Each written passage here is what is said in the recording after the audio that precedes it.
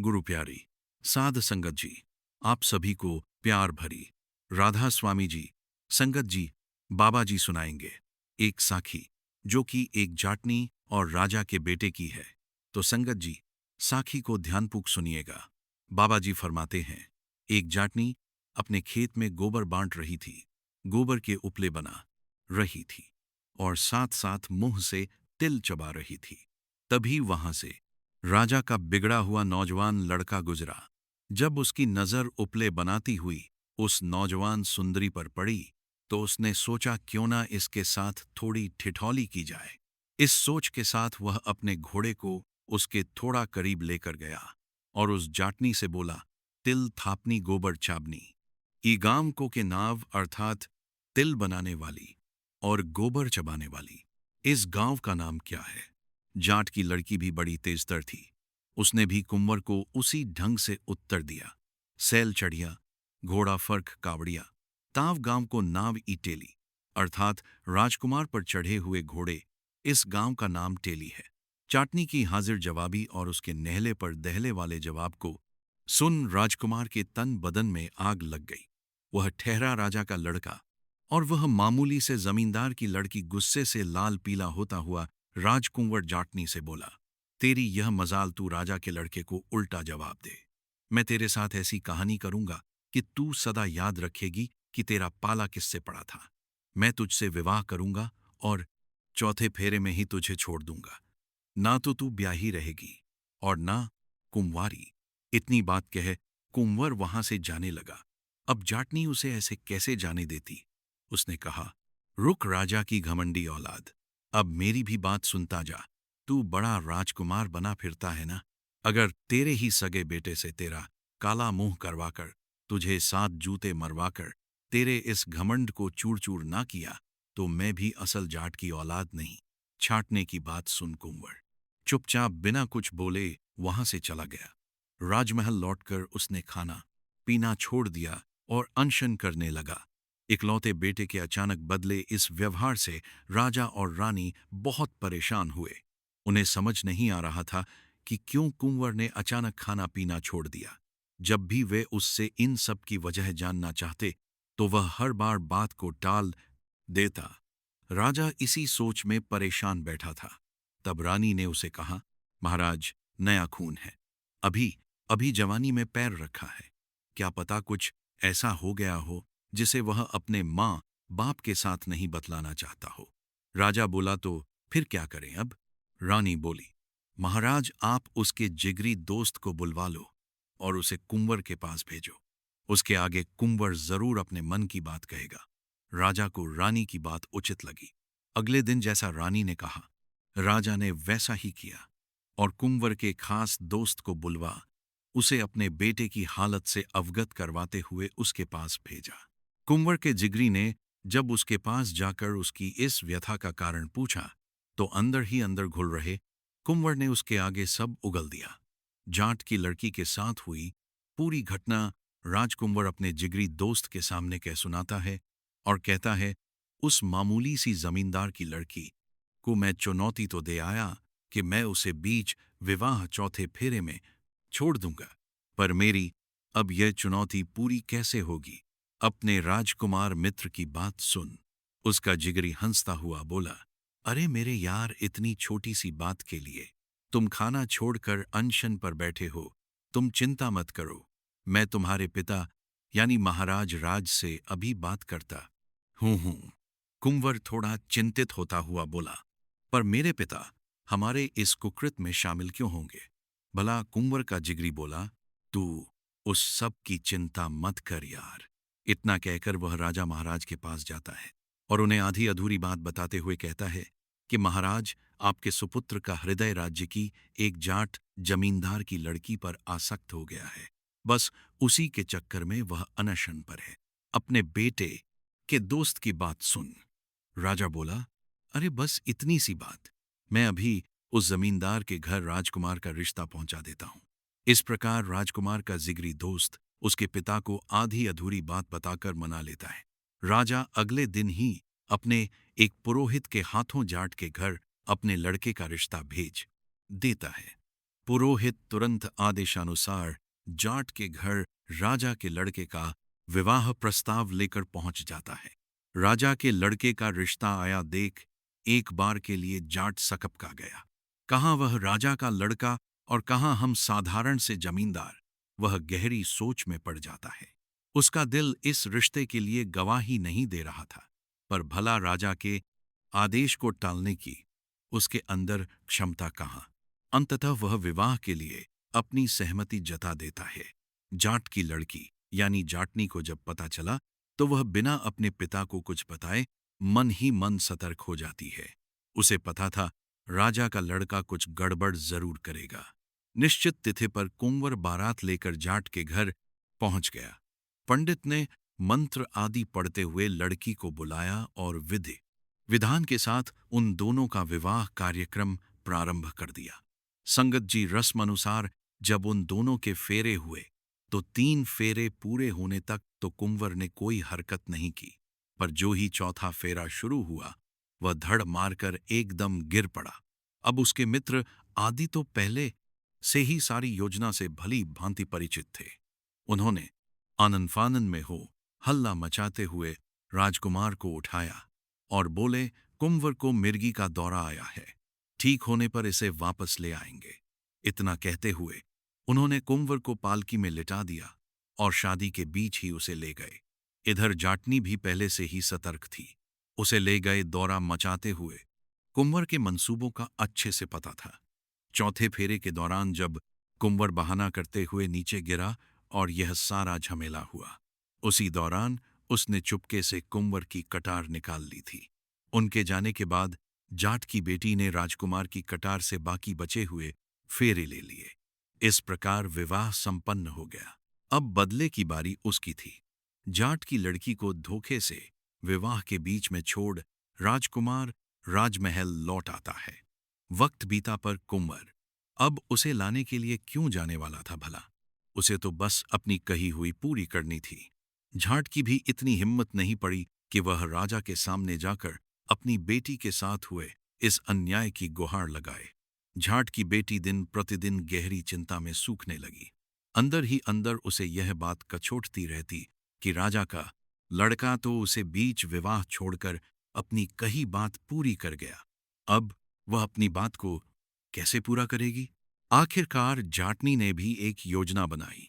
अपनी योजना को अंजाम देने के लिए वह अपने पिता के पास जाती है और उनसे कहती है, पिताजी, कुछ दिन से मेरा मन उखड़ा उखड़ा सा रहता है। अगर आप इजाजत दें तो मैं मानसिक शांति के लिए तीर्थ जाना चाहती हूँ। जाट ने भी सोचा, ठीक है। तीर्थ आदि घूमने से उसकी बेटी अपने साथ हुए उस हादसे को भूल जाएगी। उसने खुशी खुशी अपनी बेटी को तीर्थ जाने की इजाजत दे दी और जाते हुए उसे राह खर्च के लिए बहुत सारा धन आदि भी दे दिया। जाट की बेटी तीर्थ के लिए घर से निकल पड़ती है, पर उसे कौन सा सच में तीर्थ जाना था? उसे तो राजा के लड़के से बदला लेना था। अंततः वह अपनी बनाई योजना अनुसार उसी नगर में जाकर रहने लगी जहां का राजा उस राजकुमार का पिता था। अपने पिता के दिए धन आदि से जाटनी ने नगर के अंदर एक ठीक ठाक घर ले लिया और वह अपना रूप बदलकर गुजरी का रूप धारण कर राजा की नगरी में रहने लगी और कुछ बढ़िया नस्ल की गाय ले ली। योजना के तहत वह अपनी गायों को हरे चारे के साथ साथ बहुत से सूखे मेवे खिलाती। मेवे चराने से गाय का दूध अति उत्तम होता चला गया। गुजरी बनी जाटनी ने अपने गायों के उस प्योर दूध से दही जमानी शुरू कर दी और शाम के समय वह पूरी तरह बन ठन कर नगर के चौक में अपनी दही बेचने के लिए जाने लगी।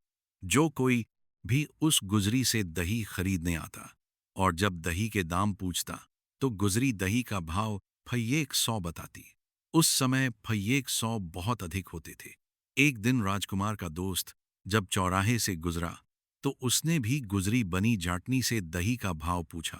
फय्येक 100 बताने पर उसने सोचा, अवश्य ही कोई खास प्रकार की दही होगी, इसलिए इसका मूल्य इतना अधिक है। उसने गुजरी से वह दही खरीद ली और राजमहल जाकर वह दही उसने राजकुमार को दे दी। राजकुमार ने जब दही का स्वाद छका तो उसकी तबीयत फड़क उठी। एक राजकुमार होते हुए भी उसने ऐसी स्वादिष्ट दही कभी नहीं खाई थी। दही के स्वाद से अभिभूत हो जब उसने अपने मित्र से उस अत्यधिक स्वादिष्ट दही का राज पूछा तो उसके दोस्त ने उसके आगे की पूरी बात कह सुनाई। राजकुमार ने सोचा, जिसकी दही इतनी स्वादिष्ट, इतनी उत्तम है, वह स्वयं कैसी होगी। ऐसा सोचकर वह अगले दिन खुद गुजरी के पास जाने का विचार करता है। गुजरी आम दिनों की ही तरह नगर के चौराहे में खड़ी अपनी दही बेच रही थी। तभी राजकुमार उस गुजरी के पास आता है और उससे दही देने को कहता है। वह यह बिल्कुल भी नहीं पहचान सका कि यह गुजरी और कोई नहीं बल्कि वही जाटनी है जिसे उसने विवाह के बीच में ही छोड़ दिया था। राजा का लड़का गुजरी के रूप सौंदर्य पर आसक्त हो जाता है। गुजरी यानी जाटनी की तो शुरू से ही यह योजना थी कि वह किसी प्रकार राजा के लड़के को अपने जाल में फांस सके। अब राजकुमार हर रोज गुजरी के पास दही के बहाने आने लगा। एक दिन गुजरी ने उसे अपने डेरे में आमंत्रित किया। दोनों का प्यार प्रवान चढ़ा और वह एकांत में बने गुजरी के डेरे में मिलने लगे। इस प्रकार गुजरी यानी जाटनी गर्भ धारण कर लेती है। अगली बार जब राजकुमार उसके पास आया तो वह राजकुमार से अपने घर जाने की इजाजत लेते हुए कहती है, अब मुझे मेरे घर जाना पड़ेगा। मुझे बहुत दिन हो गए, घर वाले चिंता में होंगे। राजकुमार गुजरी को रोकने की बहुत चेष्टा करता है पर वह नहीं मानती। अंततः गुजरी राजकुमार को जल्दी ही दोबारा मिलने का आश्वासन देती है। उसकी बात से सहमत हो राजकुमार उसे निशानी के तौर पर अपनी अंगूठी निकाल कर देते हुए कहता है, अब की बार जब तुम हमारे राज्य में आओ तो तुम्हें कहीं बाहर ठहरने की आवश्यकता नहीं। तुम पहरेदारों को मेरी यह अंगूठी दिखाकर सीधी राजमहल चली आना। राजकुमार की अंगूठी ले जाटनी फिर से अपने गांव अपने पिता के पास लौट जाती है। तय समय पर जाटनी ने एक बड़े ही स्वस्थ और तेजस्वी पुत्र को जन्म दिया। पुत्र के जन्म पर उसने अपने पिता को भी अपनी सारी योजना बता दी। समय अपनी गति के साथ बीतने लगा। जाटनी अपने पुत्र का खान पान का विशेष ध्यान देती, जिससे वह दिन दुगनी और रात चौगुनी गति से बढ़ने लगा। जाटनी से पैदा हुआ वह तेजस्वी लड़का अपनी उम्र के सभी लड़कों से होशियार और बलवान था। खेल खल में वह अपने साथ खेलने वाले दूसरे लड़कों को पीट दिया करता था। ऐसे ही एक दिन जब वह खेल रहा था तो उसने एक ब्राह्मण के लड़के को घोड़ा बनाया और खुद उस पर सवार हो गया। घोड़े बने उस लड़के को जाटनी के लड़के ने बुरी तरह से पीट दिया। रोते चिल्लाते ब्राह्मण का लड़का जब अपने घर जाकर अपनी मां को सारा माजरा बताता है तो उसकी मां जल भुन उठती है। अत्यंत क्रोधित होते हुए वह जाट के घर जाती है और जाटनी पर बिफर पड़ती है। कहीं की ना जाने किसका लड़का लाई है। गांव के सभी लड़कों की नाक में दम किया हुआ है। मन आया उसको पीट दिया, मन आया उसे मार दिया। कहीं का गुस्से से भरी ब्रह्माणी जब यह बातें जाटनी को कह रही थी तब जाटनी का बेटा भी सारी बातें सुन लेता है। उसके तन बदन में आग लग जाती है। ब्रह्माणी के जाने के बाद वह गुस्से से लाल पीला होता हुआ अपनी मां के पास गया और बोला, या तो मुझे मेरे पिता का नाम बता, अन्यथा मैं तुझे मार डालूंगा। मैं भूल जाऊंगा कि तुम मेरी मां हो। अपने बेटे के मुख से यह बात सुन उसकी मां की आंखें स्वतः ही नम हो जाती हैं। वह कहती है, मैं तुझे तेरे पिता का नाम अवश्य बतला दूंगी, पर मेरी एक शर्त है। शर्त है कि तू अपने बाप का काला मुंह करके उसे 7 जूते मारेगा। अपनी मां की बात सुन लड़का हैरान होते हुए बोला, पर क्यों? तब जाटनी अपने बेटे के आगे पूरी बात खोल देती है कि कैसे घमंड में चूर उसके राजकुमार पिता ने अपनी बात पूरी करने के लिए उसे धोखे से बीच विवाह ही छोड़ दिया था और कैसे तब वह उसके पिता का घमंड तोड़ने के लिए गुजरी का वेश धारण कर उससे फिर से मिली। मां की पूरी बात सुन लड़का सन्न रह गया। मुझे माफ कर देना मां, मैंने उस ब्राह्मणी की बात सुन आपको गलत समझा। मैं आपसे वादा करता हूं कि मैं आपके कहे वचनों को झूठा नहीं होने दूंगा। मैं अपने उस अहंकारी पिता का मुंह काला करके उसे 7 नहीं बल्कि 14 जूते मारूंगा, 7 आपके नाम के और 7 मेरे नाम के। अपनी माँ से यह वायदा कर झाटनी का बेटा अपने पिता के नगर की तरफ चल पड़ता है। दूसरी तरफ राजकुमार ने अपने पिता के निधन उपरांत राजकाज खुद संभाल लिया था। अब वह राजकुमार नहीं बल्कि संपूर्ण राज्य का राजा था। छाटनी का लड़का जब अपने पिता के नगर में पहुंचा तो उसे भी पता चल गया कि उसका पिता ही अब वहां का राजा है। लड़के ने अपने मन में दृढ़ निश्चय किया कि बेशक उसका पिता राजा हो, पर वह अपना वादा पूरा कर उसे सबक जरूर सिखाएगा। पूरे नगर को अच्छे से घूम फिर कर देखने के बाद जाटनी का लड़का नगर की एक बूढ़ी मालिन के घर ठहर जाता है। मालिन ने पहले तो उसे टरकाना चाहा, पर जब लड़के ने उसे एक सोने का टका दिया तो उसने खुशी खुशी उसे अपने यहाँ ठहरा लिया। रात को जाटनी के लड़के ने पूरे नगर में इश्तहार चिपका दिए कि 1.5 छेल की नगरी में 2.5 छेल आयो है, ठगो ठगावे कोनी। कहानी को बीच में रोककर आपको जाटनी के लड़के के इश्तहार का मतलब अच्छे से बताता चलूं। दरअसल पुराने समय में 1.5 छेल शब्द का प्रयोग बहुत ही चालाक लोगों के लिए किया जाता था, और 2.5 छेल यानी चालाकों का भी चालाक। तो जाटनी के लड़के ने खुले शब्दों में पूरे नगर को चुनौती दी कि इस शहर के सारे लोग मिलकर भी सिर्फ 1.5 चालाक हैं, और अब उनमें 2.5 चालाक यानी मैं आ गया हूं। अब कोई उसे ठग नहीं सकता, क्योंकि जो खुद ठगता है उसे ही ठगने वाला कोई नहीं होता। राजा के कानों तक जब यह खुली चुनौती पहुंची तो उसके अहम को बड़ी ठेस पहुंची। दम तमाते हुए राजा ने घोषणा की कि जो कोई भी इस 2.5 छेल को पकड़ेगा वह उसे बहुत बड़े इनाम से नवाजेंगे। राजा की घोषणा नगर में फैली तो मीणा जाति के लोगों ने 2.5 छेल को पकड़ने का बीड़ा उठाया। पुराने समय में मीणा जाति एक बहादुर और योद्धा जाति मानी जाती थी। मीणा जाति के लोग राजा के समक्ष उपस्थित हुए और बड़े आत्मविश्वास के साथ बोले, हम उस दुष्ट 2.5 छेल को पकड़कर दिखाएंगे। राजा ने खुशी खुशी उन्हें शुभकामनाएं दी। दूसरी तरफ 2.5 छेल यानी जाटनी का लड़का उस बूढ़ी मालिन से पूछता है, बूढ़िया माई आज नगर में यह हो हल्ला कैसा है? तब बूढ़ी मालिन बोली, अरे बेटा क्या बताऊं, नगर में कोई 2.5 छेल आया है जिसे पकड़ने का जिम्मा आज मीणा जाति के लोगों ने उठाया है। बूढ़ी मालिन की बात सुन शातिर मुस्कान के साथ 2.5 छेल बोला, ओह तो यह बात है।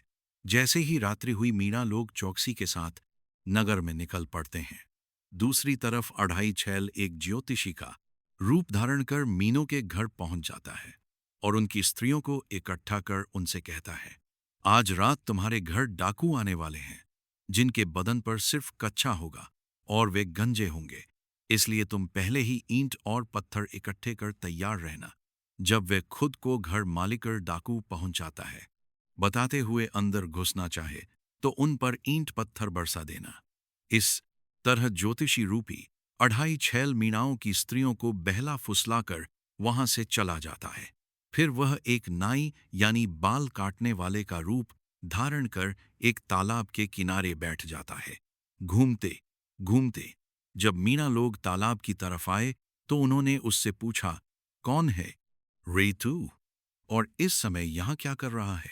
तब नाई रूपी 2.5 छेल बोला, दरअसल आज रात 2.5 छेल अपनी हजामत यानी दाढ़ी बनवाने के लिए मेरे पास आने वाला है, बस उसी के इंतजार में बैठा हूं। नाई की बात सुन मीणा लोगों की आंखें चमक उठी। 2.5 छेल आने वाला है। नाई से बोले, हम भी यहां छिपकर उसका इंतजार करेंगे। तब नाई बोला, नहीं, ऐसे तो वह तुम्हें पहचान लेगा। एक काम करता हूं, तुम्हारे बाल काटकर तुम सबको गंजा कर देता हूं, फिर तुम सब तालाब में घुस जाना और सिर्फ अपना सिर बाहर रखना। कंजे होने के कारण 2.5 छेल तुमको देख नहीं पाएगा। जैसे ही वह आए तुम तुरंत उसे पकड़ लेना, और एक बात याद रखना, जब तुम्हें राजा से 2.5 छेल को पकड़ने का इनाम मिले तो मुझे मत भूल जाना। इस तरह नाई रूपी 2.5 छेल मीणा लोगों को भी बेवकूफ बना देता है और वे खुशी खुशी उसके कहे अनुसार करते हैं। जब वे गंजे होकर पानी में उतरे तो 2.5 छेल उनके वस्त्रों को वहां से उठाकर चंपत हो जाता है और वे तालाब में उसका इंतजार कर रहे थे। जब अढ़ाई छैल के इंतजार में मीणा लोगों को तालाब के अंदर बैठे आधी रात से भी ज्यादा गुजर गई, तब उनकी बुद्धि ने काम किया कि हो ना हो वह हरामखोर नाई ही आई छल था जो हम सबको बेवकूफ बना गया। वे दुखी मन से तालाब से निकलते हैं, देखा तो उनके वस्त्र भी गायब हैं। बेचारे कच्चे कच्चे में ही घर की तरफ हो लिए। जैसे ही वह घर पहुंचे तो उनके स्वागत में पहले से ही तैयार उनकी स्त्रियां ईंट और पत्थरों से अपने पतियों का स्वागत करती हैं। वे चिल्लाते रहे कि वे उनके पति हैं, पर वे नहीं रुकी। जब सवेरा हुआ तो उन्होंने अपने पतियों को पहचाना और उन्हें घरों के अंदर लेकर गई। राजा को जब यह पूरा वाक्य मालूम हुआ तो वह खिसिया कर रह गया। उसने विचार किया कि हाँ, दम तो है इस अढ़ाई छैल में जिन्होंने उसे पकड़ने का बीड़ा उठाया था। उसने उल्टा उन्हें ही धूल चटा दी। आई छैल की बुद्धि को देखते हुए राजा इनाम की रकम को दुगना कर देता है। दोगने इनाम के उस कमीने आई छैल को आपके कदमों में लाकर डाल दूंगा। राजा ने कोतवाल को भी शुभकामनाएं दी। जाटनी का लड़का यानी आई छैल फिर से बातों बातों में बूढ़ी मालिन से पता कर लेता है कि आज नगर के कोतवाल ने उसे पकड़ने का बीड़ा उठाया है। उधर शाम होते ही कोतवाल गश्त के लिए निकल पड़ता है और इधर जाटनी का लड़का एक बूढ़ी स्त्री का रूप बना फटे पुराने कपड़े पहनकर नगर के चौक में बैठकर दाना दलने लग जाता है। कोतवाल वहां से गुजरा तो बूढ़ी स्त्री को देख बोला, क्यों री बुढ़िया, इस वक्त तू यहां क्या कर रही है? बूया बने अहाई छैल ने हकलाते हुए बूई स्त्री की तरह ही जवाब दिया, क्या बताऊं, हुजूर आई छैल आया था और अपने घोड़े के लिए दाने डलवाने का काम सौंप गया। बस उसी के काम में लगी हूं, वह आता ही होगा। बूढ़ी की बात सुन नगर कोतवाल चहक उठा, बोला, तुम हटो यहां से, बूढ़ी माई, और अपने यह वस्त्र मुझे दे दो। इस प्रकार नगर कोतवाल बूढ़ी के वस्त्र पहन नगर चौक में दाने दलने लगा। बुढ़िया रूपी अढ़ाई छैल कोतवाल के कपड़े ले वहां से चंपत हो जाता है और कोतवाल पूरी रात नगर चौराहे में बैठा दाना दलता रहा। जब दिन निकलना शुरू हुआ तब आते जाते लोग कोतवाल के ऊपर हंसते कि ये आज कोतवाल को क्या हो गया जो इस भैंस में नगर चौराहे पर बैठा दाना पीस रहा है। लोगों को खुद पर हंसते देख कोतवाल ने तुरंत वह सारा तामझाम फेंक दिया और माथा पकड़कर बैठ गया। साला वह आई छैल बुढ़िया का रूप बना मेरे साथ भी खेला कर गया। राजा को जब इस सारे घटनाक्रम का पता चला तो वह भी दांत पीस कर रह जाता है। जाटनी के लड़के ने राजा की नाक में दम किया हुआ था। जब मीणा जाति के लोगों ने उसे पकड़ना चाहा तो उसने उल्टा उन्हीं के सिर मोड़कर उनकी ही स्त्रियों द्वारा उन पर ईंट पत्थर बरसवा दिए।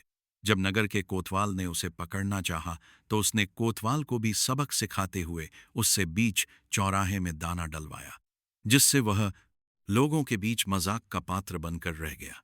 इन घटनाओं के बाद पूरे नगर में अढ़ाई छैल का भय इस कदर हो चुका था कि अब कोई भी नगर निवासी उसे पकड़ने के लिए आगे नहीं आ रहा था।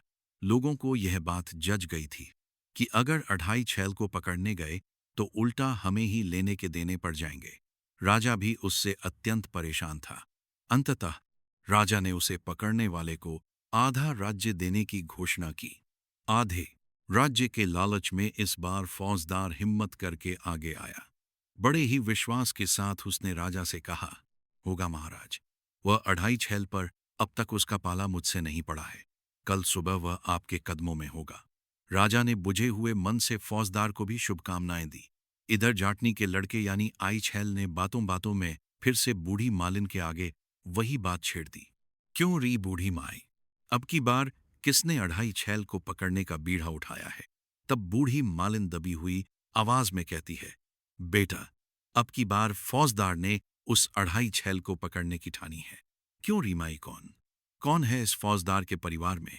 बुढ़िया बोली, बस 3 जन हैं, खुद फौजदार, उसकी पत्नी और उनकी बेटी, जिसे ब्याहे 12 साल बीत चुके हैं, पर उसका पति कभी उसे लेने के लिए नहीं लौटा। बड़े किस्मत के मारे हैं। बेचारे मालिन की बात सुन जाटनी का लड़का फौजदार को भी सबक सिखाने के लिए एक योजना बनाता है। वह चुपके से ज्योतिषी का रूप धारण कर फौजदार के घर के आसपास घूमने लगता है। कोई बुझा निकलवा लो, किसी का गया हुआ अपना, कब लौटेगा लौटेगा भी कि नहीं। ज्योतिषी को सब खबर है। यह कहते हुए जब उसने 3-4 बार फौजदार के घर के आगे चक्कर लगाए तो फौजदार बाहर आया। उसने ज्योतिषी को अंदर बुलाया, उसके आगे अपना दुखड़ा रोया। हे ज्योतिषी, मेरी बेटी की शादी को 12 वर्ष बीत चुके हैं, पर मेरा 12 दुखड़ा रोया। दामाद उसे लेने के लिए नहीं लौटा। फौजदार की बात सुन, जाटनी का लड़का बोला, अरे, आपका भाग्य तो कुछ और ही कह रहा है। जल्दी ही आपके भाग्य खुलने वाले हैं। ज्योतिषी की बात सुन। फौजदार खुशी के साथ साथ अचंभित होते हुए बोला, कैसे ज्योतिषी बाबा, कृपया थोड़ा और खुलकर बताइए। तब ज्योतिषी बोला, आपका दामाद बहुत बड़ा व्यापारी बन गया है और आपके भाग्य अनुसार वह आज रात ही आपके घर पधारने वाला है। इसलिए आज चौकन्ने रहना। फौजदार बड़ा खुश हुआ। उसने ज्योतिषी को बहुत अच्छी भेंट देकर विदा किया। जिस बाप की जवान बेटी ब्याह के 14 साल बाद भी घर बैठी हो, उसे अगर पता चले कि उसका दामाद पूरे 14 वर्ष बीत जाने के बाद उसकी बेटी को लेने के लिए आने वाला है, उसे भला नींद कैसे आ सकती है। बिल्कुल उसी परिस्थिति में आज फौजदार था। वह ज्योतिषी के कहे अनुसार चौकन्ना हुआ, अपने दामाद के आने का इंतजार कर रहा था। रात हुई तो जाटनी का लड़का एक व्यापारी का वेश धारण कर फौजदार के घर के आगे यह कहते हुए चक्कर लगाने लगा कि यही आसपास मेरी शादी हुई थी। पता नहीं कौन सा घर था। अब फौजदार तो परिवार सहित पहले से ही कान खड़े कर दामाद के इंतजार में थे। फौजदार तुरंत बाहर निकला और बोला, याद कैसे रहेगा, इतने दिनों बाद जो तू आया है, और उसे आदर सहित घर के अंदर ले गया। उसका अच्छे से आतिथ्य किया।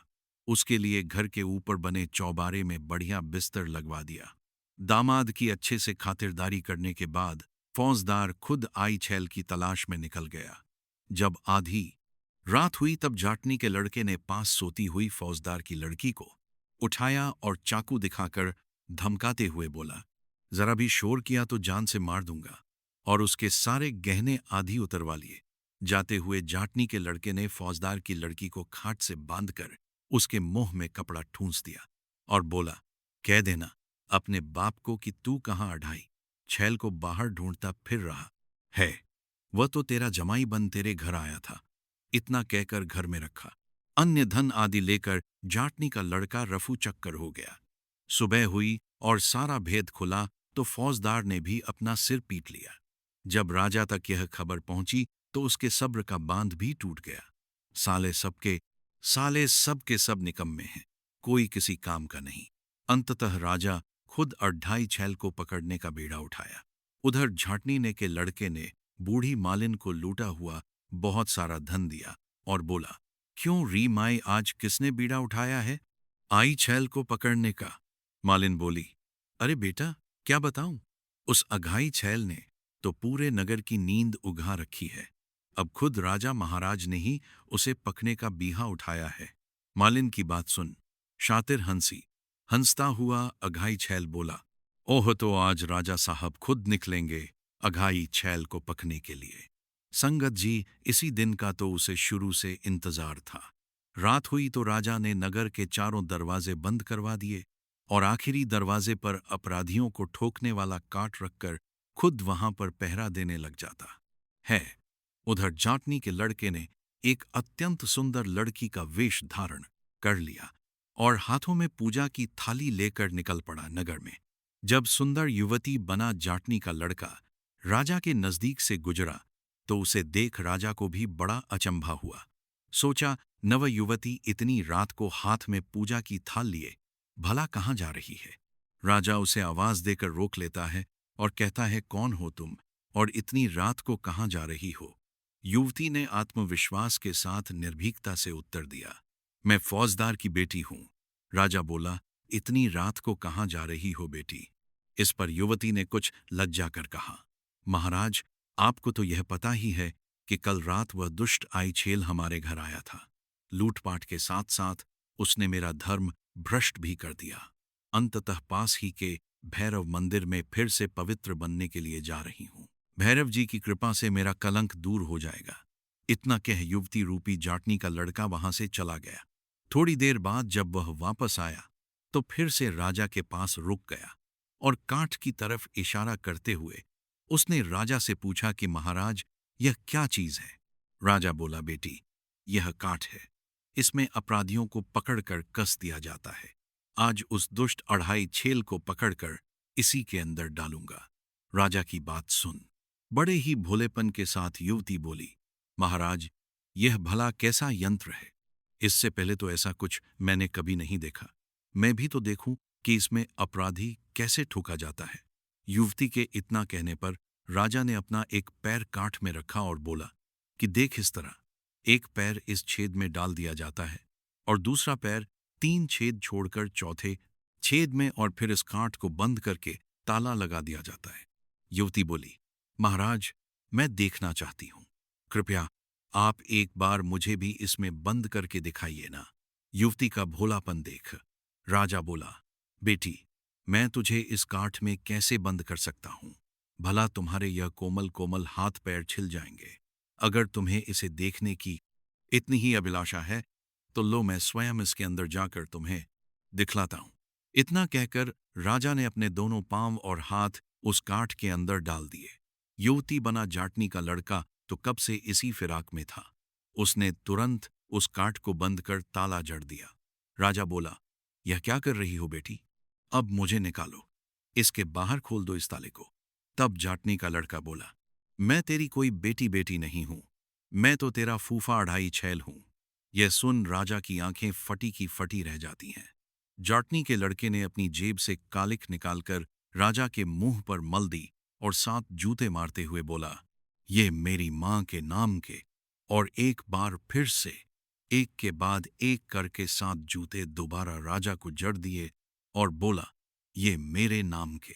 इस प्रकार अच्छे से अपना बदला लेने के बाद जाटनी का लड़का राजा को उसी हालत में छोड़ वहां से 9-2-11 हो गया। बेचारे राजा की बड़ी दुर्दशा हुई। सुबह हुई तो लोगों ने उन्हें काठ में से निकाला। अब तक राजा भी आई छैल का कायल हो चुका था। पर एक बात राजा को अंदर ही अंदर खाए जा रही थी। वह सोच रहा था कि मैं तो उस लड़के को जानता तक नहीं। फिर उसने जूते मारते हुए यह क्यों कहा कि 7 मेरी मां के नाम के और 7 मेरे नाम के। अगले दिन राजा ने पूरे नगर में घोषणा करवा दी कि आई छैल के सभी गुनाह माफ है, वह दरबार में हाजिर हो। राजा साहब उसे भरपूर इनाम नवाजने के लिए बेकरार है। जाटनी के लड़के ने जब यह घोषणा सुनी तो वह दरबार में हाजिर हो गया। महाराज, मैं ही हूं वह आई छल। उसे देख राजा हैरान था। उसे उसके आने की बहुत कम उम्मीद थी।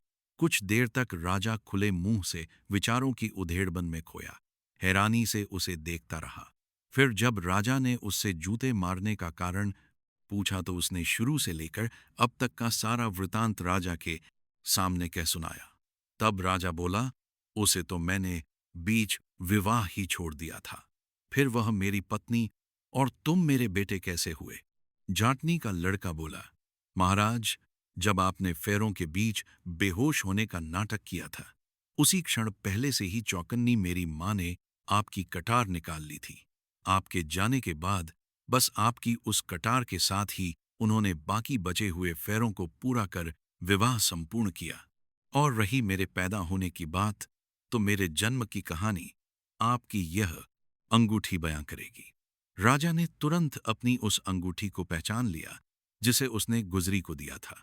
राजा जाटनी को आदर सहित अपने राज्य में बुलवा लेता है और जाटनी उसके लड़के से अपने किए के लिए माफी मांगता है। राजा ने आई छैल को अपना बेटा मान उसे युवराज घोषित कर दिया और जाटनी को अपनी पटरानी बना लिया। इस तरह जाटनी ने भी अपनी कही पूरी करके दिखाई। उन्होंने साथ साथ बड़े ही आनंद के साथ अपना जीवन व्यतीत किया। तो संगत जी, आपको कैसी लगी यह साखी हमें कमेंट बॉक्स में जरूर बताएं। और अगर आप हमारे चैनल पर नए हैं तो हमारे चैनल नाम रतन को लाइक और एक्सप्रोस में सब्सक्राइब कर दीजिएगा। राधा स्वामी जी।